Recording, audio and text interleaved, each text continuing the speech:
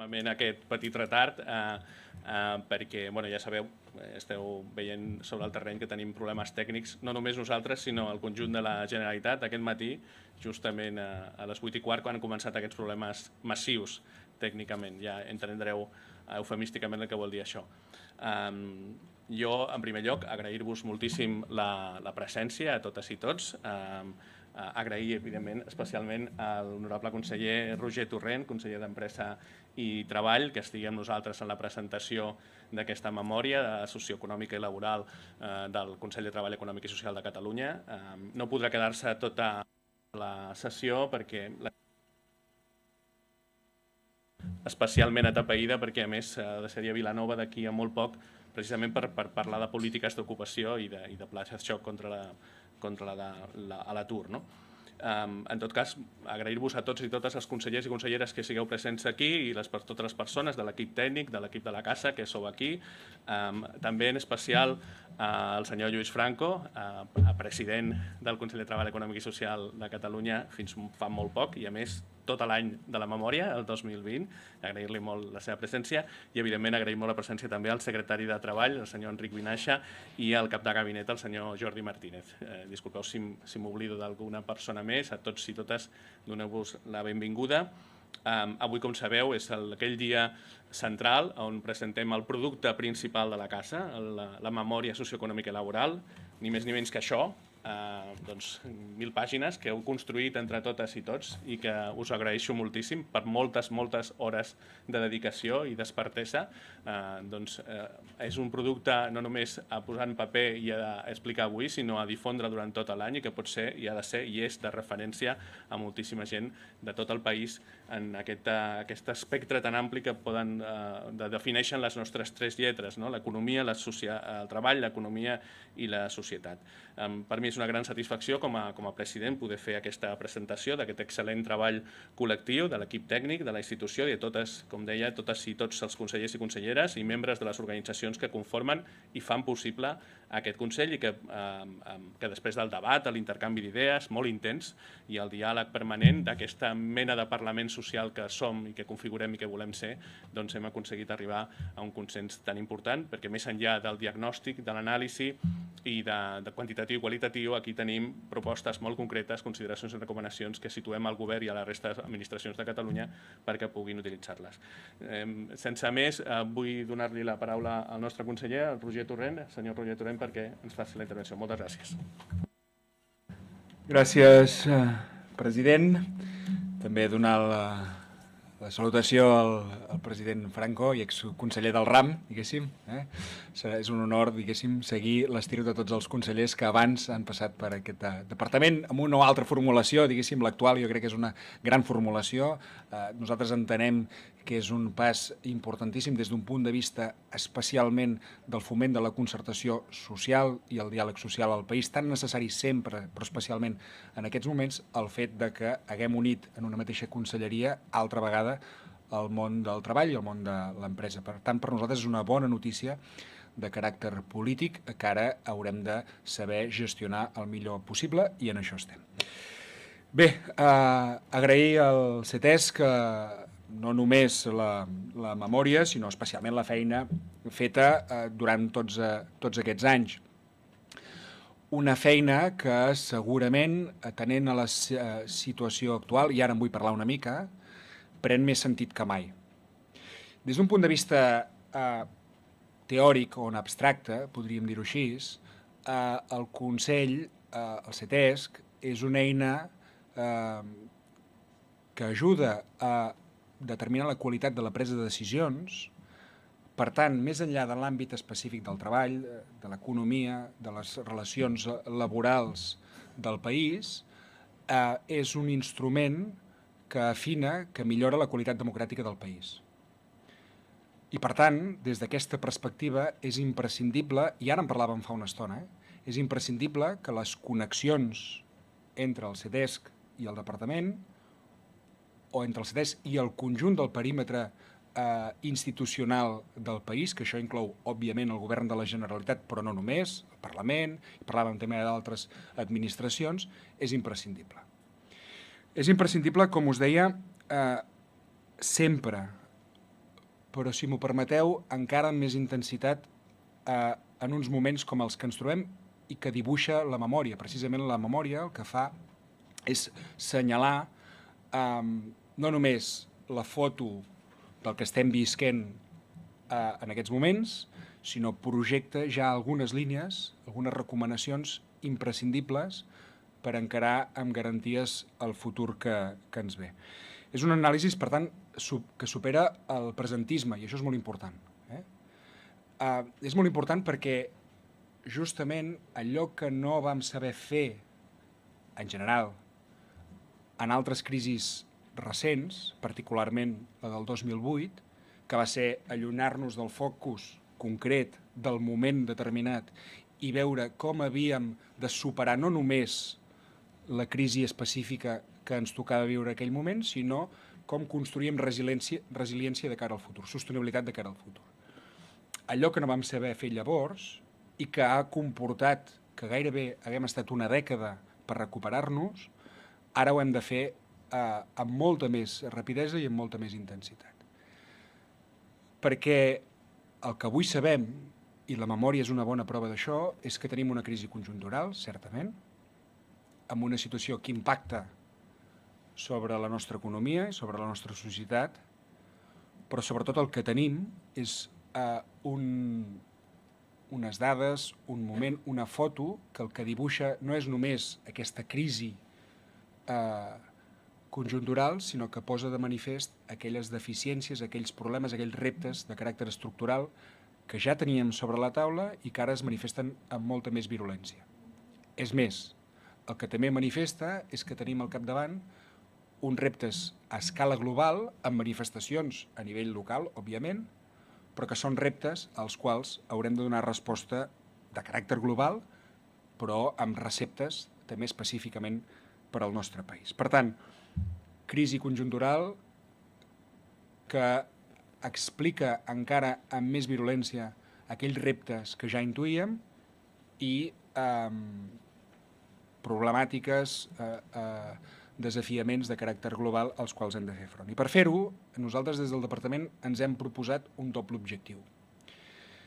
D'una banda, la recuperació econòmica, amb una fase més pal·liativa, podríem dir-ho així. La recuperació del moment, de determinats sectors, sobretot aquells que han patit més les conseqüències de la Covid. Estem encetant campanya d'estiu, podríem parlar, per exemple, doncs, de tot el sector turístic i tota la derivada de la davallada de visitants estrangers, particularment, per exemple, a la ciutat de Barcelona, però també al conjunt del país, i de molts altres sectors que han patit de manera molt crua les conseqüències de la Covid i de les decisions que de caràcter sanitari s'han pres i que han afectat econòmicament. Per tant, recuperació de l'activitat econòmica sense deixar ningú enrere. Aquest és el primer objectiu, evidentment. Però aquest objectiu l'ha d'acompanyar necessàriament, almenys des del nostre punt de vista, la voluntat de transformació del model productiu. Pel que deia abans, és a dir, no només es tracta de superar les dificultats d'avui, sinó de projectar-nos amb més garanties de cara al futur. Entre altres coses, perquè el conjunt de les comunitats i de les economies del nostre entorn estan prenent decisions de caràcter estructural i de caràcter estratègic. I si nosaltres no ho fem, perdrem competitivitat. I per tant, la posició amb la qual arrencarem el proper cicle, a la que arrenquem aquest segle XXI, serà de desigualtat respecte al nostre entorn. No ens ho podem permetre. Però no només això, sinó que, a més, el que volem és que amb les futures crisis que inevitablement vindran, perquè formen part del sistema socioeconòmic que tenim, estiguem més preparats i siguem més resilients. Què ens demana avui la Unió Europea amb caràcter general? Sostenibilitat i resiliència, justament per això, perquè puguem encarar amb més garanties tot el que pugui venir en el futur. Bé, recuperació del moment, transformació del model productiu, i això necessita d'administracions amb caràcter emprenedor, estat emprenedor. Nosaltres no som encara un estat, però tenim la capacitat, amb les limitades eines que tenim avui, de convertir-nos, d'emfatitzar el fet de ser una administració de caràcter emprenedor, que vol dir liderar, que vol dir marcar direccions, que vol dir posar en contacte el creixement econòmic amb les missions de caràcter social i ambiental que avui necessàriament hem d'afrontar, que vol dir, en definitiva, marcar una direcció que hem de compartir tots plegats. I dic compartir tots plegats perquè és veritat que des d'un punt de vista de l'administració, des d'un punt de vista institucional, hem d'exercir aquest lideratge, però és un lideratge que s'ha de fer inevitablement amb diàleg social i amb concertació. I també ho comentàvem abans d'aquest acte, que és fonamental per construir les bases dels consensos que efectivament ens permetin transformar. No transformarem si no hi ha grans acords socials, grans acords econòmics, grans acords polítics. Per tant, des d'aquesta perspectiva, nosaltres estem disposats a liderar i fer-ho amb aquest marc de diàleg social. I en aquest sentit, i en el mig d'aquest mapa, el CETESC té un paper fonamental, que encara ha de tenir més. Estic convençut de que la legislatura que tot just acaba de començar serà molt productiva des d'un punt de vista legislatiu, per força, perquè tenim aquests reptes que dèiem abans i perquè s'hauran de fer lleis estructurants de determinats sectors i subsectors que estan en fase de transició, que volen construir nous models i que necessitaran d'eines legislatives per definir-los. No només perquè la pròpia llei serveix per determinar quin és el marc del recorregut, sinó perquè en el propi procés de fer la llei construirem aquests consensos que abans us deia que són imprescindibles. I en aquest espai, òbviament, el CETESC té un paper essencial. Producció legislativa, per tant, que vindrà i que el CETESC hi tindrà un paper important i que per nosaltres és bàsica, però també recursos, eines de caràcter executiu. I aquí coincidim amb la memòria i amb l'advertència, podríem dir-ho així, que fa el CETESC respecte als fons europeus i als Next Generation, que efectivament són uns instruments interessantíssims des del punt de vista de la transformació del model productiu, són palanca de canvi que necessitem justament en aquest moment. I tal i com recomana la memòria, segur que són instruments que ens han d'ajudar a guiar la reconversió de bona part de la nostra economia i de la nostra societat, amb clau mediambiental, amb clau de digitalització, amb clau de salut i de posar les persones al centre. Però per això és imprescindible, i tornem a fer aquesta demanda i la farem tantes vegades com convingui, que des de Catalunya, des de les institucions del país, per tant, tinguem la capacitat també de gestionar i de decidir on focalitzem aquests recursos europeus, perquè és des d'aquí que coneixem més directament la nostra realitat, el teixit empresarial, el teixit socioeconòmic del país. No és una reivindicació que fem de caràcter merament polític per tenir més capacitat de poder o per reivindicar el paper de la Generalitat. Ho fem perquè efectivament creiem que des d'aquesta perspectiva de la subsidiarietat, que també ens demana Europa, és com es pot ajudar més directament l'economia productiva del país i, per tant, la realitat que tastem i que vivim cada dia. En fi, gràcies per la memòria, per la tasca que fa el CETESC. Jo m'hi he compromès amb el president i el secretari abans de començar aquest acte, compromís a treballar conjuntament, que ens tingueu com a referent. Formalment som el departament referencial, ara més que mai, perquè vinculem empresa i treball, per tant no hi ha discussió des d'aquest punt de vista, però volem que això no sigui només una qüestió merament nominal o merament formal. El que volem és que aquest treball conjunt hi sigui. Bàsicament perquè, i enllaço amb el que deia al principi i amb això acabo, bàsicament perquè el CETESC el que ens ha d'ajudar és a posar rigor a la presa de decisions, és a dir, quan prenem decisions polítiques s'ha de poder avaluar quin impacte tenen, perquè si no, no serveix absolutament de res, i en aquest país anem molt endarrerits encara des d'aquest punt de vista d'avaluació de les polítiques públiques. Per tant, aquí hi ha un camí imprescindible, i de l'altre objectiu és ajudar-nos a construir aquest marc de concertació social, de diàleg social, de grans acords que avui necessita el país. Per tant, moltíssimes gràcies enhorabona per la feina i estic convençut de que continuarem treballant de manera molt estreta en el futur immediat perquè ho necessitem tots plegats. Moltíssimes gràcies. Moltes gràcies.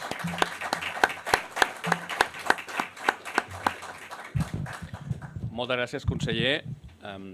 Gràcies pel teu suport i per aquestes línies de treball que intensificarem encara més, com sempre, una institució que complim 20 anys l'any vinent i voldríem fer alguna cosa especial, però ja ens posarem en contacte i amb el ple ho acabarem de debatre, aquests 20 anys de Consell de Treball Econòmic i Social de Catalunya. Moltes gràcies. Doncs comencem l'exposició d'aquesta memòria. No sé si... Sí? Moltes gràcies.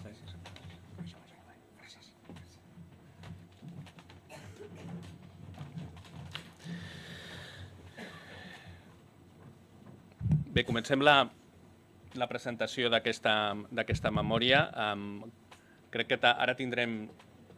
a l'arxiu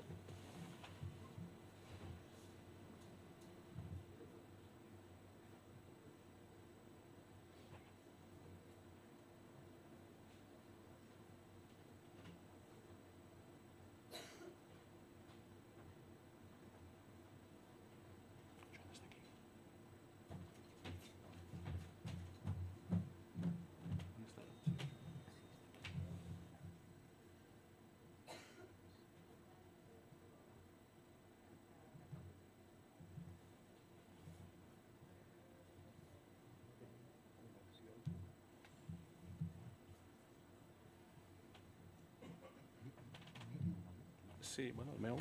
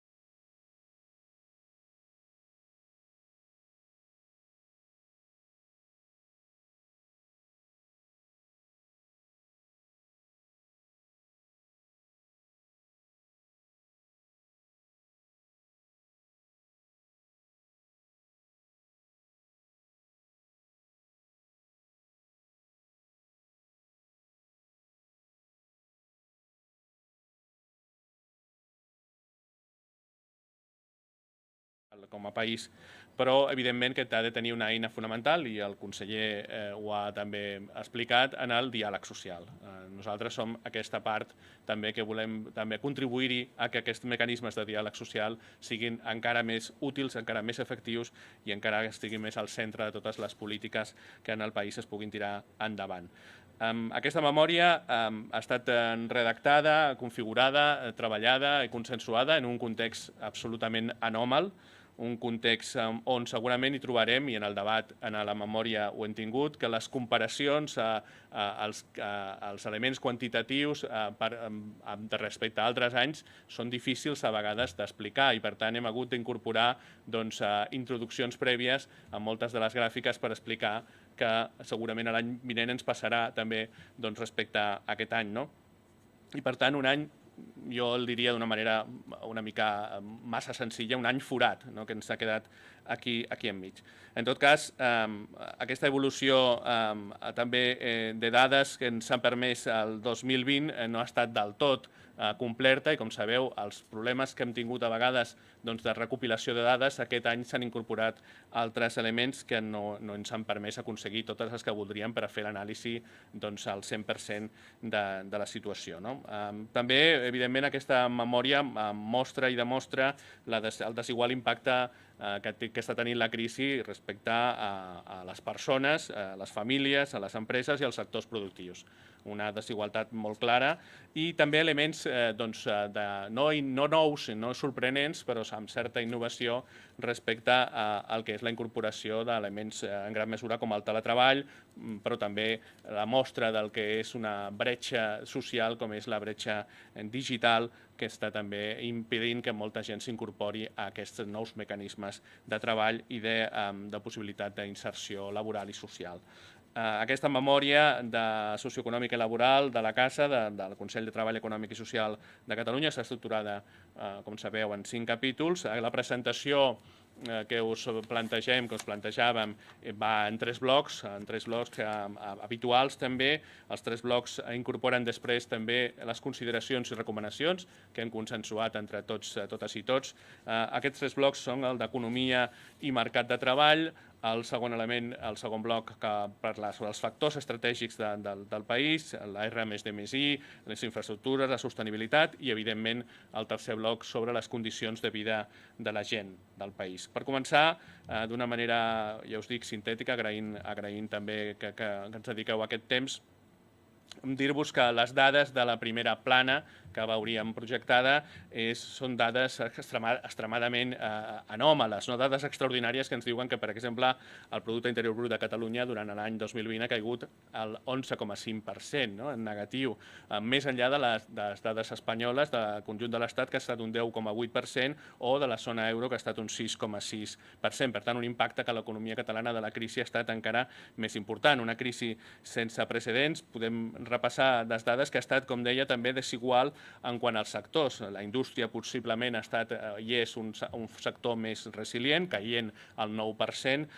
però la construcció i especialment els serveis han estat en una caiguda important de la seva activitat. No tant el sector primari, l'agricultura, que és aquell que hem redescobert també i que entenem com a essencial. Els preus han anat a la baixa durant l'any 2020, evidentment ja s'estan recuperant el 2021 degut a la reducció de la demanda interna, del consum de les famílies, i no és així el consum públic, que ha augmentat un 5,1%, també amb aquesta idea que també d'alguna manera lligo amb la presentació que ha fet el conseller, de motor necessari i imprescindible per l'economia del país. També has de remarcar en aquesta presentació que estaríem veient el paper important de resiliència d'un sector important d'aquest país, com és l'economia social. Un sector que ha resistit, que resisteix, que mostra la seva empenta com a model també alternatiu econòmic, i fins i tot durant aquests anys s'han creat 149 noves cooperatives i 4 societats laborals. Però un sector que necessita també un impuls de reordenació legislativa, d'impuls també en quant a projectes que hi ha també de redefinir el seu paper important a la societat i a l'economia, a l'activitat econòmica. Per part del sector públic també recalcar, evidentment, el fort augment de la despesa pública, molt important, imprescindible per confrontar amb aquesta crisi econòmica i social. Estem parlant que al conjunt d'Espanya la despesa pública va augmentar el 12% i el 70% d'aquesta despesa era també una despesa d'urgència derivada de mesures contra la Covid-19. A Catalunya també s'ha augmentat l'indicador de despesa pública en un 10,4%, principalment per l'augment de la despesa de la Generalitat, però també dels fons transferits de la Seguretat Social. I en aquest context el CETES, per exemple, veu amb preocupació que encara que s'hagi produït aquest augment de la despesa pública, si mirem a l'històric dels darrers 6 anys, encara hi ha una distància important entre la despesa de capital públic sobre el PIB respecte als països més propers de la Unió Europea. Evidentment, en allò que comentaven de les dades pressupostàries, en aquest s'ha produït una alteració molt important del pressupost de la Generalitat vigent del 2020 en quant a la necessitat d'impulsar aquesta despesa pública. També si anem a un altre element molt important com és el mercat de treball, hauríem de veure també les xifres negatives d'aquest any 2020, la reducció de la població activa en un 1,3%, la reducció de la població ocupada en un 3,1%, que passaria a ser un 13,1% si incloguessin totes les persones que estan en situació d'ERTO, en el moment d'analitzar, la reducció del treball a temps parcial i del treball temporal, motivat evidentment per la destrucció d'ocupació i l'augment evidentment de la taxa d'atur de manera molt important, que encara podria ser més ampla si incloguessin també les persones que estan en situació d'ERTO. També es fa un anàlisi a la presentació, sobre l'increment de les polítiques actives i de les polítiques passives d'ocupació. Avui tenim la notícia d'aquesta presentació del pla de xoc per part de la Generalitat en aquest sentit, un augment evidentment també lligat a la necessitat d'afrontar la situació extrema de desocupació o de plantejament de suspensió d'ocupació, perquè hi ha hagut, per exemple, un augment del 72% de la prestació contributiva d'atur, però on aquest any 2020 hem de dir que la inversió del SOC en polítiques actives ha baixat un 18%. Esperem que ara es redreci amb aquest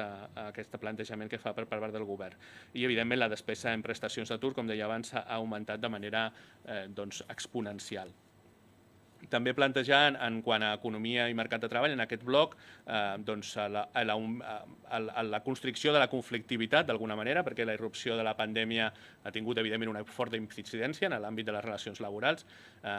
Cal destacar aquí, evidentment, aquest element fort del diàleg social, del paper dels agents socials i econòmics en quant a arribar a consensos molt amples, tant en l'àmbit del marc estatal com en l'àmbit del marc de Catalunya, com a empresa a empresa, sector a sector, que ha evitat molts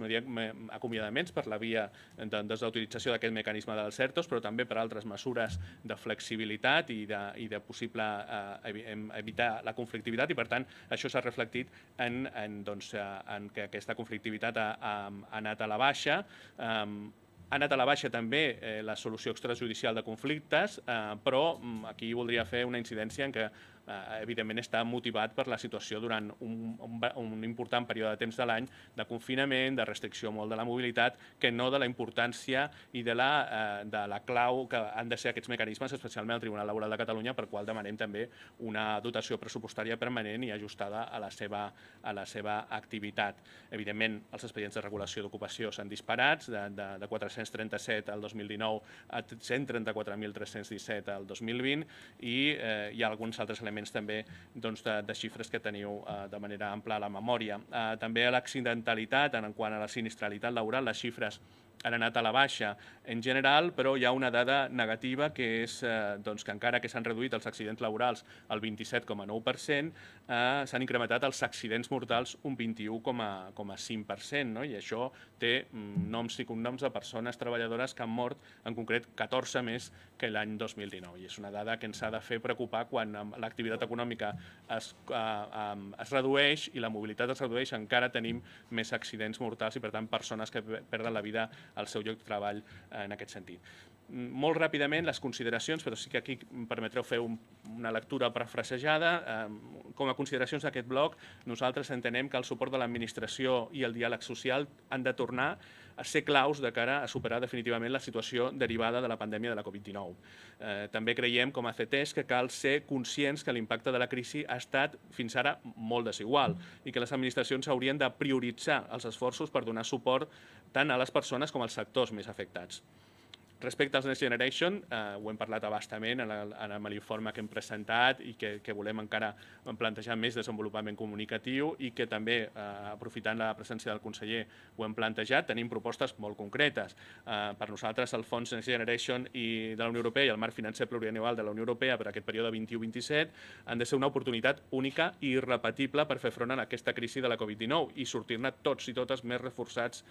i més sostenibles. Però per nosaltres és molt important la participació dels agents socials en aquesta elaboració d'un hipotètic pla d'inversions d'àmbit català per orientar els recursos d'aquests fons cap a la transformació del model productiu. I en aquest sentit, en aquest informe que vam presentar de l'Estat de Capital a Catalunya, el paper de la inversió pública i l'oportunitat del Fons Next Generation, el CETES ja està oferint eines per identificar aquells sectors i àmbits més susceptibles de rebre aquests suports. Per nosaltres també,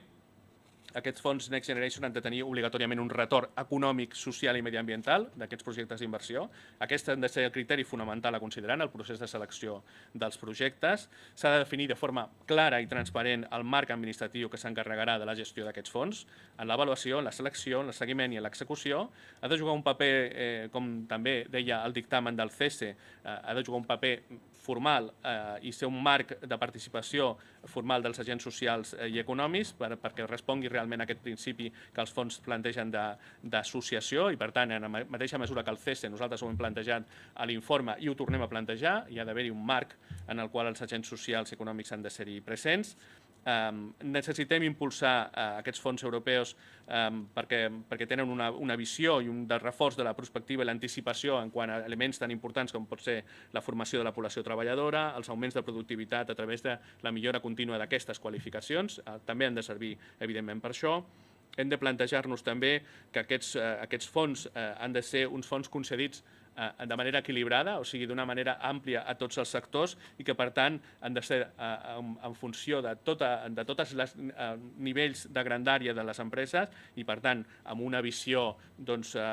afavoridora també dels projectes que seran més complicats segurament de gestionar per part de les pimes. Per nosaltres també, evidentment, i a la memòria es planteja i s'analitza i es demostra, cal que aquests fons hi facin un impuls molt clar de l'aposta per la R+D+I, pública i privada, sobretot la pública, que és la que està en pitjors números, i per nosaltres, evidentment, aquests projectes han de tenir una visió en branques d'activitat amb productivitat elevada i que generin ocupació i que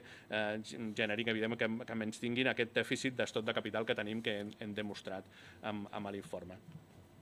Tornem sobre el tema de la participació dels agents socials. Nosaltres entenem que s'hauria de concretar aquesta participació en un marc concret de seguiment i valoració i, per tant, que estiguessin molt lligades a aquesta anàlisi de les inversions públiques, que tinguin aquests efectes en l'eficiència energètica, sostenibilitat, per tant, R+D+I, formació, qualificació de la mà d'obra. Per nosaltres també,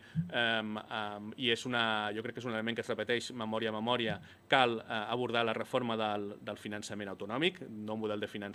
Aquest és obro un petit parèntesi, és un dels punts que també estem interessats a treballar amb altres consells econòmics de l'àmbit de l'art mediterrani en aquest tema. Clar, per evitar el que ja coneixeu, per evitar obligar-se als governs a aquests mecanismes d'harmonització fiscal que evitin la realitat del dumping fiscal que s'està produint entre comunitats autònomes en aquest moment a l'Estat. És molt important pel CETES també el marc de la lluita contra l'evasió fiscal, tant a la contractació pública com a la concessió d'ajuts a actors privats per part de la Generalitat i, per tant, la inclusió de clàusules per fer efectiva aquesta exclusió d'aquelles empreses que estiguin operant en paradisos fiscals. Per nosaltres també és alguna cosa que ahir mateix el conseller sembla ser que ho plantejava d'una manera molt clara. Per nosaltres és molt important que l'Institut Català de Finances passi a operar com a banc públic de Catalunya per impulsar aquest finançament i inversió del teixit productiu català, i un element que també és de rabiosa actualitat, no? Per nosaltres és molt important l'estabilitat de la contractació, a la contractació pública, evidentment, i de la contractació en àmbit privat, però estem referint-nos a aquest àmbit de contractació pública. Per nosaltres també els pressupostos de la Generalitat han d'incloure un compromís molt clar de reducció de la temporalitat en la contractació del personal dins de tot el perímetre institucional del sector públic. Com deia abans, per nosaltres també és molt important aquesta futura llei catalana d'economia social i solidària, que tingui en compte aquestes recomanacions que el CETES ja van fer en l'informe del treball autònom. Són entitats per nosaltres molt importants que dediquen la seva atenció als serveis a les persones, que han de tenir aquest reforç amb les seves polítiques de suport, que per tant s'han de regular. Ja sabeu que en l'anterior mandat va haver-hi alguns intents que no van arribar a consens polític, les noves formes de gestió no contractuals dels serveis socials, i també el CETES interpreta i planteja l'afavoriment a l'accés prioritari a la contractació pública de les empreses que compleixin requisits ètics, socials i mediambientals. Per nosaltres també les entitats que es dediquen també al sector agroalimentari han de tenir un suport en la via dels ajuts econòmics, un suport al foment de la digitalització, un suport a aquesta aposta per la sostenibilitat i, per tant, primar, igual que crec que s'està interpretant a nivell europeu, a nivell de PAC també, en aquest sentit, i potenciar la comercialització i la distribució dels seus productes, en aquest sentit, i un suport també que sigui més explícit a l'ocupació i, per tant, la promoció de l'ocupació en els centres especials de treball i les empreses d'inserció. Més consideracions concretes que planteja la nostra memòria és aquest impuls de les polítiques d'ocupació, que han de tenir una rellevància estratègica en la millora del mercat de treball i la lluita contra l'atur, i que per tant han de formar part de les reformes estructurals que es plantegin també en el Pla de Recuperació, Transformació i Resiliència, Fons Next Generation. Aquí es parla de xifres molt concretes, de quan els pressupostos tan vigents com els propers, i evidentment tornem a plantejar-nos que tot això ha de ser en la via del diàleg social i la concertació social, perquè això també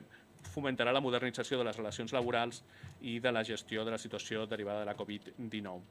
Hi ha tots uns altres elements també en quant a requeriments a l'administració per també tenir més explotació, millor explotació estadística dels convenis col·lectius, sobre el butlletí de mapa de la negociació col·lectiva,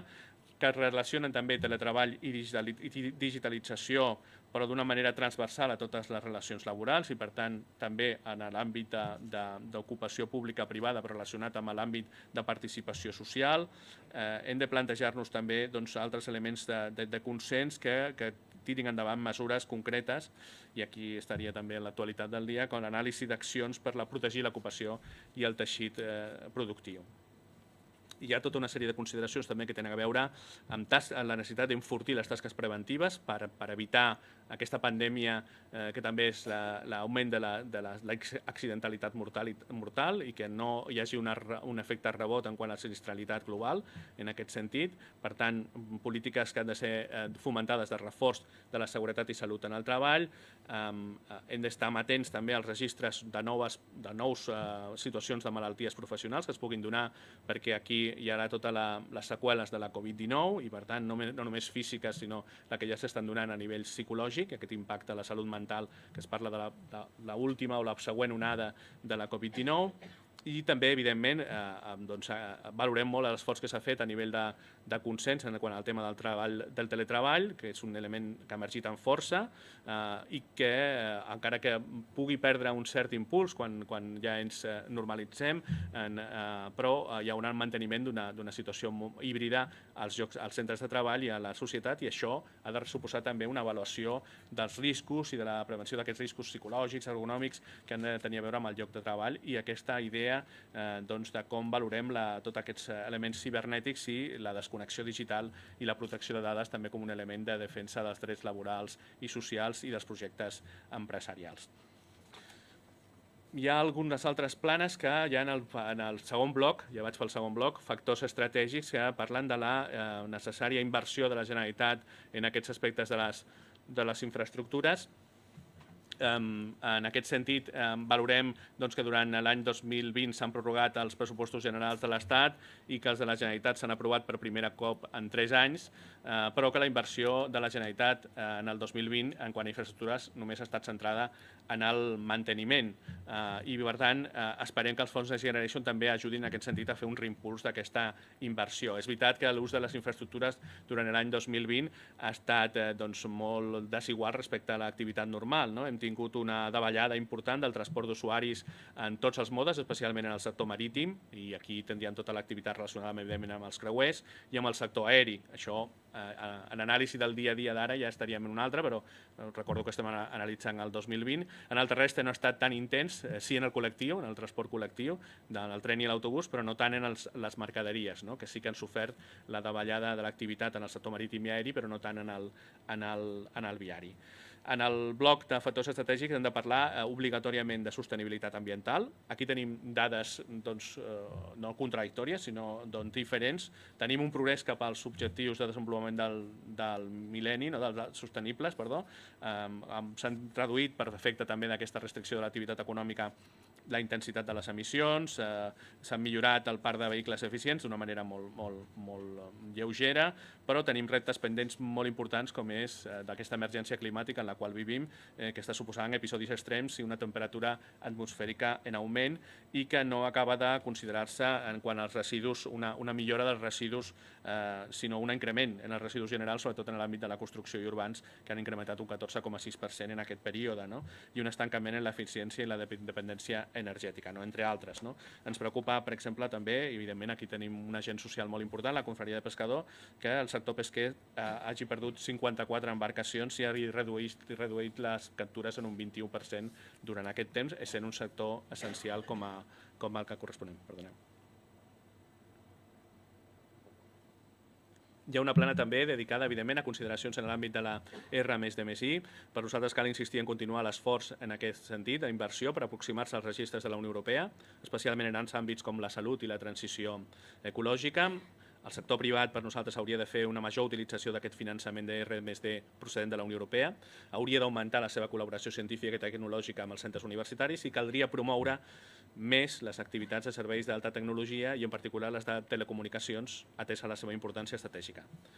En la societat digital també plantegem aquesta oportunitat dels fons Next Generation. Per nosaltres els focus haurien d'estar posades també en les famílies que per qüestions socioeconòmiques o territorials, allò que hem dit la bretxa digital, no en poden accedir a aquesta digitalització social i per tant i a les empreses més petites també que les quals mostren un baix accés a les tecnologies d'informació i comunicació en comparació amb les més grans. Altres elements a considerar, evidentment, en relació amb la sostenibilitat, plantegem elements com que cal treballar per una bona salut ambiental, és a dir, la bona qualitat de l'aire i l'atmosfera, de l'aigua i el sol, millorar la salut humana, reduir les taxes de mortalitat relacionades amb el medi ambient, que són una realitat moltes vegades que no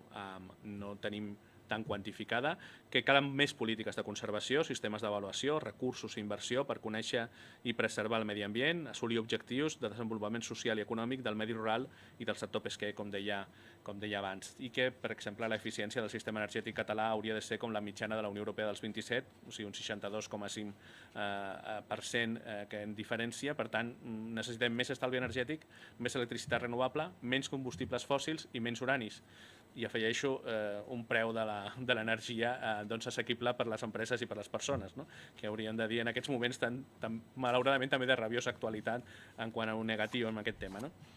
Demogràficament, després de molts anys d'incrementar la població resident, aquest any hem anat a reduir, s'ha reduït la població resident a Catalunya i s'ha reduït, en tot cas, per elements molt concrets, que ha estat l'augment de la mortalitat, estem en una pandèmia, hem patit una pandèmia, tots i totes, però també per la reducció de la població immigrada i l'augment de la població emigrada, que en aquest sentit també han provocat després de molts anys, la reducció de la població resident a Catalunya. Aquest any 2020, evidentment, s'ha reduït la natalitat un 5,7%, s'ha augmentat, com deia, la mortalitat un 23,5%, la nupcialitat, s'ha casat poca gent, el 61%, això ja venia de mal, però ara amb la pandèmia encara pitjor, un 61%, i en canvi ha augmentat la migració un 2,8% i s'ha reduït la immigració un 1,2%. Tenim una situació que el 18 i el 19 ja veníem en taxes d'Arope reduint-se mínimament en quant al risc d'exclusió social i risc de pobresa, però amb una situació de nou país, diguem-ne, modern i de país cohesionat, però és que en aquesta situació del 20, i ho veurem pitjor en el 21, s'ha anat a molt pitjor. No?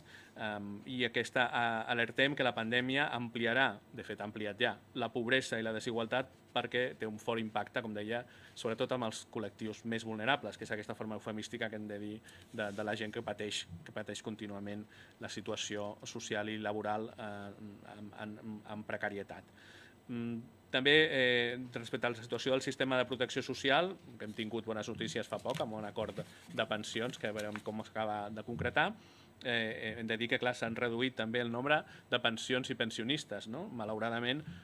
i de persones beneficiàries de prestacions del sistema d'atenció a la dependència. Malauradament, evidentment, degut a la pandèmia. No? Això esperem i desitgem que tingui un redreçament, però que s'haurà de plantejar el finançament. I que una bona eina i una bona nou dret, una bona nova prestació com l'ingrés mínim vital, no està tenint els efectes ni molt menys que hauria de tenir. Ara mateix hi ha moltes dificultats d'encaix amb la renda garantida de ciutadania, que tampoc està tenint tot el recorregut que nosaltres pensem que hauria de tenir i que realment és necessari per la població que la necessita.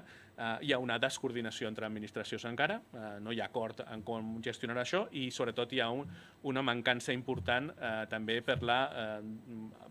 dificultat d'accés digital a la sol·licitud de les prestacions, per tant també aquí bretxa digital, però també per la manca de personal, de treballadors i treballadores en els àmbits de les administracions, especialment a la Seguretat Social i al CEPE, que malauradament també de rabiosa actualitat, perquè ara tenim notícia de que es reduirà fins i tot l'ocupació que hi havia temporal en el CEPE i hi haurà tancaments d'oficines. Això és notícia, em sembla, d'avui, en aquest sentit. No? Per tant, hem de plantejar-nos que si tenim una estructura ja pública afeblida, en una situació de pandèmia encara ho hem passat pitjor i ho està passant la gent molt pitjor. També altres elements, intento anar el més ràpid possible, de condicions de vida. Som una població optimista, el 80,3% de la població valora molt positivament el seu estat de salut. És una cosa que ens sorprèn, no? Però és així. Però la realitat és que quan es pregunta a la gent, anem més enllà, veiem la realitat que la manca de recursos en el sistema de salut, la ràtio d'infermeres, per exemple, infermers, està molt per sota de la OCDE dels 36 països, molt per sota també de la Unió Europea dels 27, la taxa de llits hospitalaris està molt per sota també, la taxa de llits sociosanitaris, que és un element fonamental si volem parlar d'integració social i sanitària, si volem tenir atesa la població en primera instància, també la tenim molt per sota del conjunt de la Unió Europea i encara que aquesta situació de pandèmia ha reduït les llistes d'espera perquè ha reduït l'activitat en el sistema sanitari que no ha estat a la urgència respecte a la Covid, hem tingut totes unes xifres que estan desenfocades perquè s'han reduït també els procediments quirúrgics o les primeres visites de consultes externes, però com tots i totes sabem, això està derivat a la teleassistència, a la telemedicina o altres elements que la gent no ha pogut apropar-se als seus consultoris o als seus CAPs. Tenim un problema, evidentment, global de salut mental, que no tenim els recursos per afrontar la situació que ja veníem de la 2019, però ara en tindrem malauradament més i són elements que també el CETES hi posa en consideració. Valorem molt com el sistema educatiu ha mantingut un curs presencial en actiu en la primària i la secundària i, per tant, aquesta intenció política i de consens social que ha mantingut, perquè si no hagués estat bastant desastrosa la situació a nivell social i econòmic, fins i tot. Valorem això, però posem en alerta alguns resultats de l'àmbit educatiu que ens determinen també, igual que a la salut, el gradient socioeconòmic respecte a com afrontem els resultats al final. I quan parlem que a la millora dels indicadors en educació d'educació no són ni molt menys de tot l'alumnat. Hi ha unes diferències molt clares en quant a l'origen, unes diferències molt clares en quant al nivell de complexitat del centre i unes diferències molt clares respecte al sexe, també, en quant a l'assoliment de resultats educatius. I per tant, aquesta pandèmia encara ens ha intensificat més aquestes dificultats que tenim al sistema educatiu i formatiu. En habitatge, ja vam presentar l'informe sobre habitatge, vam constatar que el cost de l'habitatge havia augmentat, malgrat que havia hagut una certa contenció dels preus de lloguer i de compra, però a la gràfica que veuríeu aquí en aquest moment veuria que si bé ha baixat en l'últim any el preu de lloguer i el preu de compra, ha baixat molt més la renda de les persones que poguessin accedir a aquest dret essencial com és el dret a l'habitatge. Ja entro al final de les consideracions d'aquest bloc. Per nosaltres, l'augment de la mortalitat viscuda al llarg del 2020 agreujarà el creixement natural negatiu iniciat el 2018. Per nosaltres, aquestes previsions d'augment de la mortalitat viscuda al 2020 es mantindran i hi haurà una pèrdua possiblement d'intensitat per l'excepte de la vacunació, evidentment, però encara tindrem un element extraordinari de mortalitat durant l'any 2021, sobretot aquest primer semestre que encara no estàvem vacunats. La baixada de la natalitat del 2021 com a conseqüència del Covid-19 és un element que ens perseguirà durant unes dècades, perquè això ja sabeu que no es recupera, i per tant cal impulsar mesures per revertir aquesta situació, aquesta poca proactivitat dels catalans i catalanes a tenir descendència. El moviment natural, per tant, també afecta a l'estructura de la població en quant a les unitats familiars, que cada vegada són més reduïdes i, per tant, les llars ocupen menys persones, ocupen ara mateix en 2,5 membres a cada llar, i, per tant, necessitarem també més habitatges perquè hi ha la diversitat de famílies i de models de família faran que també aquestes cada vegada llars unipersonals, llars de persones de més de 65 anys, que som cada vegada més, i llars monoparentals ens han de prevenir també en quant a la foment d'aquesta part d'habitatge, que ha de ser un parc d'habitatge accessible. Els moviments migratoris també fem una referència aquí, no ens volem oblidar, no només d'aquest flux migratori en quant al nostre país, sinó de la situació tràgica, terrible, que s'està vivint diàriament a la Mediterrània i que necessita un consens polític per prendre mesures urgents i necessàries, imprescindibles, per trobar una sortida humanitària. Estem parlant de persones, per tant, d'una crisi humanitària i una emergència humanitària. En quant al risc de pobresa, abans ho deia, tenim un risc general de pobresa, però sobretot tenim un augment del risc de pobresa infantil, que es pot agreujar més encara pels efectes, i de fet s'està agreujant, pels efectes de la pandèmia. Com deia abans, hem d'estar atents a l'impacte del que pugui ser aquesta reforma del model de pensions, també, perquè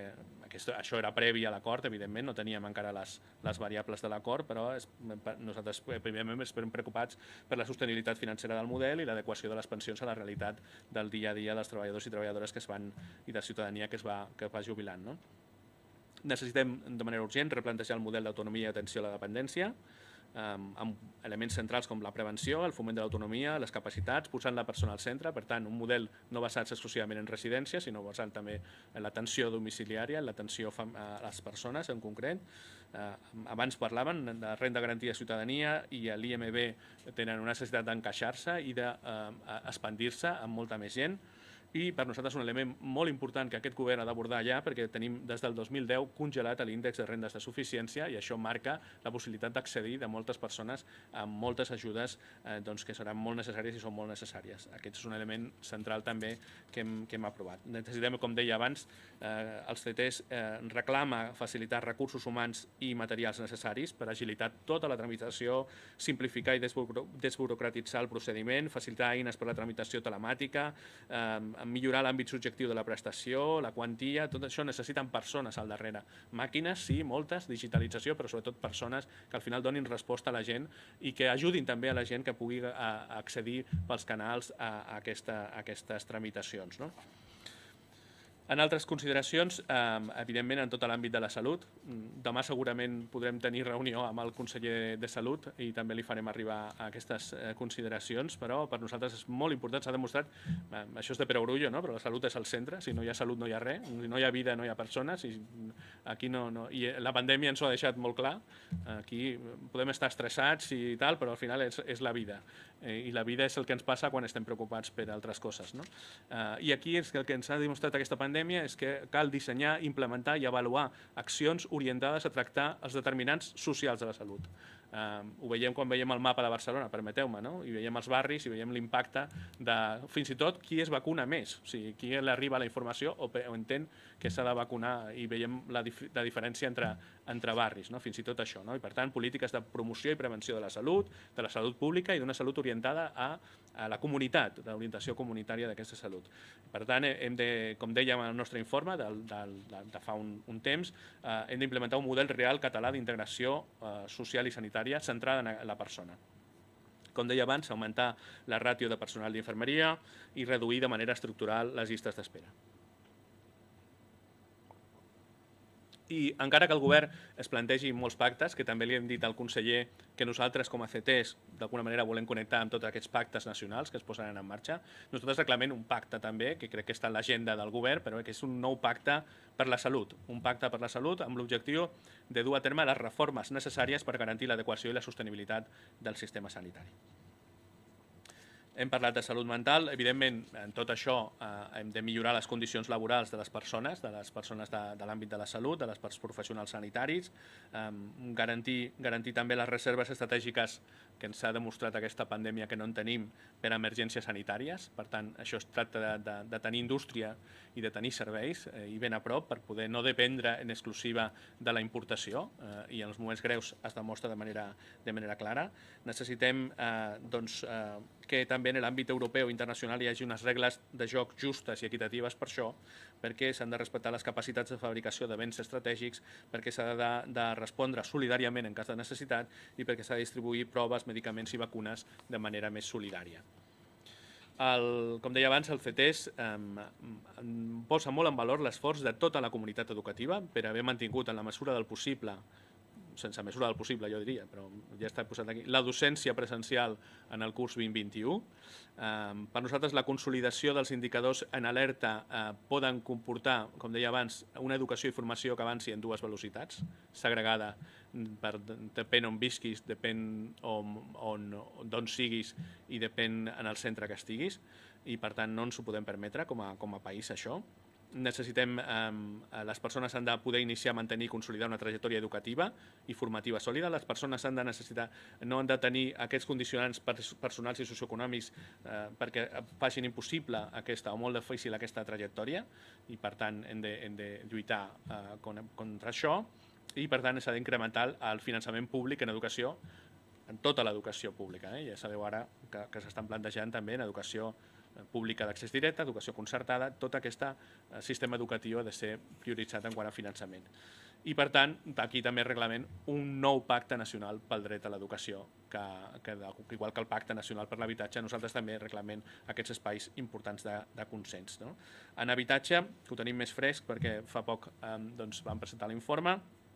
reclamem en aquestes 140 recomanacions que vam presentar de dret a l'habitatge, de l'informe d'anàlisi del dret a l'habitatge, plantejar un increment del ritme de construcció d'habitatges fins a 25.000 unitats anuals, assolir per tant un 15% d'habitatges principals destinats a polítiques socials en 20 anys, incrementar també progressivament la despesa pública en habitatge fins a arribar a aquest 1% del PIB per donar compliment als mandats que emanen d'aquesta normativa d'habitatge i garantir les dotacions pressupostàries estables i suficients amb l'objectiu de garantir a tothom l'accés a un habitatge digne i, evidentment, restringir, evitar i perseguir la problemàtica dels desnonaments que genera una necessitat que ens diu clarament la necessitat de reforçar les polítiques socials per lluitar contra l'exclusió social. Només per acabar, i disculpeu-me tota aquesta llargària i aquesta situació anòmala també, per ser un any anòmala, doncs acabem amb una presentació molt anòmala, que l'any que ve intentarem fer d'una altra manera. dir-vos que, tornar a dir-ho, agrair a tothom la participació no només en l'acte d'avui, però també la participació sobretot en la confecció d'aquesta obra que ja queda aquí en els anals del CETES, però que no ha de quedar en una estanteria del CETES, sinó que l'hem de portar a tot arreu i que aquí també poso a consideració de totes les organitzacions que hi formeu part, que ens hi posem a disposició tot l'àmbit del CETES per plantejar-la en tots els espais que creieu oportú, d'una manera que també es cregui oportuna i de la manera que ho necessiteu. Per nosaltres aquesta memòria és el fruit del treball de molta gent, de l'equip tècnic que ho ha plantejat, però sobretot del consens social i del consens important que tenim aquí, obligatori, però que a més fent gala i és el nostre tresor com a institució i que volem impulsar i que ens dona possibilitat també de ser més influents tots plegats, totes plegades en aquesta societat. Aquesta memòria parla de les persones, parla de la protecció social, parla de la vulnerabilitat, parla del sector públic, de l'atenció social preferent, de la diversitat del nostre país, parla de la necessitat de potenciar tots els sectors productius, la indústria, el conseller ens parlava que posava en marxa el Pacte Nacional per la Indústria, per tant, això ja ho sabeu els agents socials i econòmics, un altre repte per endavant, però de tots els sectors palanca que són importants, el sector primari, essencials de l'economia social i solidària, evidentment, i nosaltres també, com a marc que creiem que som d'un Parlament social, no només ens volem limitar, no ho hem fet mai, però no volem limitar-nos només a analitzar, a observar, a diagnosticar, que ho fem de manera excel·lent, sinó que també volem posar a disposició, però també explicar que és una posició col·lectiva de tots i totes, això, una posició molt ampla, una posició difícil de consensuar, però una posició de tots i totes, i per tant explicar-la allà on vulgui que les expliquem per part de tots i totes aquesta posició. Per tant, avui també li hem fet una petició directa al conseller perquè aquesta memòria pugui ser presentada en l'àmbit del Parlament de Catalunya, que és un repte que també tenim de fa temps, però també la posem a disposició de tota la societat. I per tant,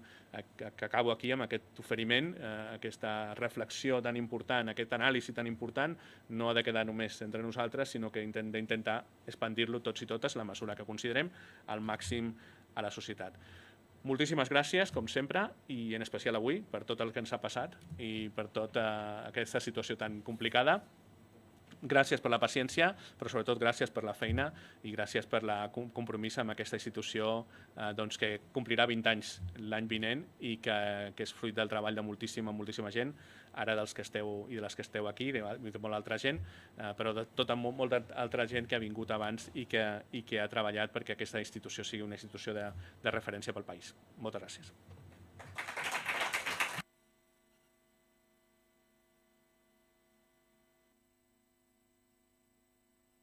Bueno, doncs moltes gràcies. I disculpeu. Ah, sí?